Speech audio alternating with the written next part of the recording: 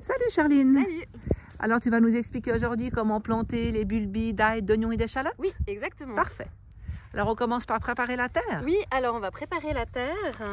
Donc ça dépend, maintenant on va dire, ça fait un moment qu'il n'y a pas plu, mais on voit quand même que dessous c'est assez humide encore. Donc on voit que la terre est plus foncée effectivement. Ouais, là on se rend compte que c'est un peu humide, là c'est sec, mais à l'intérieur c'est humide. Parfait. Donc on prend un petit outil comme ça, puis on regarde juste, on peut casser un peu avec les mains comme ça les petites mottes. Et en fait, donc les ail, oignons, échalotes, elles aiment pas, on va dire, elles aiment bien quand c'est un peu bien fin comme ça. Donc, elle est parfaite, cette terre de la semoule presque. Là c'est parfait, voilà. Regardez, là on est parfait. Très bien. Donc les parcelles qui ont de la paille, c'est pousser la paille, faire attention aux tuyaux. Oui, exactement. On peut pousser un peu les tuyaux, le temps de préparer. Et puis ensuite, ça sera remettre la paille une fois les oignons, les bulbes plantés ou bien Alors non, alors je pense pas tout de suite pour qu'ils puissent se développer normalement. Puis en plus, ils aiment pas trop l'humidité, donc avec la paille, ça garde l'humidité. Donc peut-être on laisse la paille écartée. Voilà. Parfait. Ok. Alors par quoi on va commencer? Alors, on peut faire l'ail. Bon, l'ail, vous connaissez, voilà, c'est une tête d'ail. Et vous connaissez aussi, du coup, à l'intérieur, donc on a les différents, les gousses d'ail, qu'on appelle aussi des cailleux. Oui. Voilà, donc on peut les séparer comme ça. Ok. Avec les doigts, ça se fait assez facilement. Et puis, donc, toutes ces bulbes, donc il y a un sens pour les planter, en fait. Donc on voit qu'il y a une petite pointe en haut, et puis le bas, là, c'est là qu'elles vont sortir les racines. D'accord. Donc il faut vraiment toujours, en fait, la pointe, on la laisse en haut. D'accord. Et là, donc du coup, les racines en bas. Ok. Donc avec les doigts, on peut enfoncer directement dans la terre. On essaye que la petite pointe, elle soit un peu au niveau de la terre. D'accord. Il n'y a pas de risque que les oiseaux s'intéressent à tout ça? Les oiseaux pas. Alors après, s'il y a un chien qui vient, il peut peut-être un peu ressortir. Oui, ça peut que ça ressorte, mais c'est assez résistant. Donc si on repasse quelques jours après, on peut les remettre dans la terre. Et donc l'ail, on va les planter à 20 cm d'espace. D'accord. Donc là, par exemple, j'ai mis là. Et ce que moi j'utilise pour me rendre compte à peu près, vous pouvez mesurer chez vous combien fait votre main, comme ça. Moi je suis à 19, donc je sais qu'à peu près là, du coup, si je peux mettre ma deuxième gousse d'ail. D'accord. Puis après on peut recouvrir un peu comme ça. Super, donc merci pour ta technique de main, c'est vrai que c'est très pratique, ça nous évite de prendre un mètre au potager. Ouais, ça on a toujours avec, c'est pratique. Ok, puis on passe à la suite, alors peut-être l'échalote? Oui, alors... Alors pour tous ces bulbes, vous suivrez le plan de culture, ça sera indiqué à quel endroit du jardin il faudra les mettre. Là pour l'exemple, on les met tous ensemble, mais ils seront séparés. Oui, exactement. Voilà. Donc du coup, l'échalote, c'est un peu la même chose.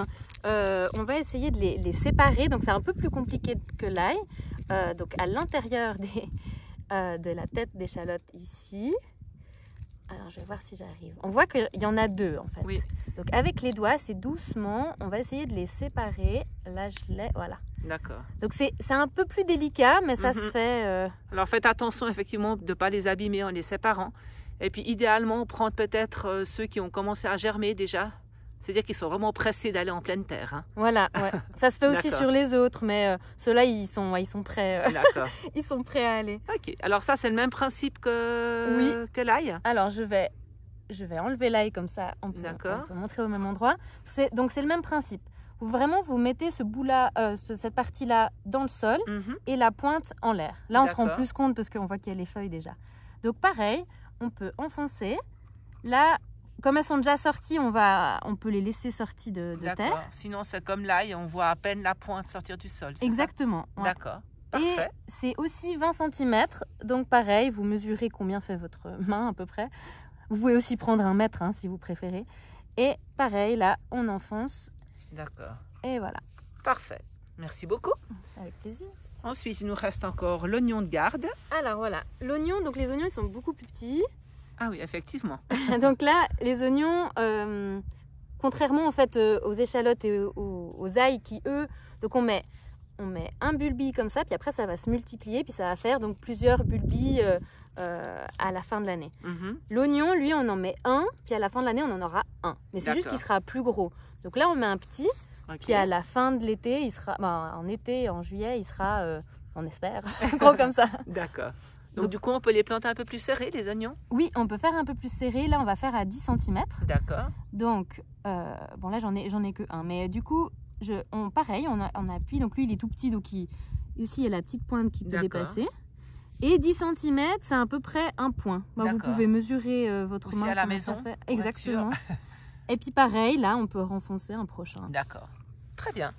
Et puis donc, l'arrosage, de toute façon, pour l'instant, il n'y a pas d'eau. Mais est-ce que c'est nécessaire d'arroser? Non, alors là, après la plantation, vous n'avez pas besoin d'arroser. Et même, c'est une culture, les 3, ça ne demande pas beaucoup d'arrosage. Au contraire, ils n'aiment pas avoir les pieds dans l'eau. Donc, il vaut mieux éviter le paillage. D'accord. Et si vraiment, de toute façon, on aura après l'irrigation. Mais si vraiment, on verra cet été, si c'est super sec, on verra s'il y a besoin de plus. Mais normalement, ça suffit. Donc, à la rigueur, on pourra même les planter aussi. Pas trop près des gouttes à gouttes, comme ça on est sûr qu'ils sont pas trop... ils auront besoin d'un petit peu, c'est vrai qu'il ne faudrait pas que ça gorge d'eau. Voilà. D'accord. Mais si on ne met pas de paillage, normalement ça va s'évaporer assez facilement. Super, merci beaucoup Charline. Avec plaisir.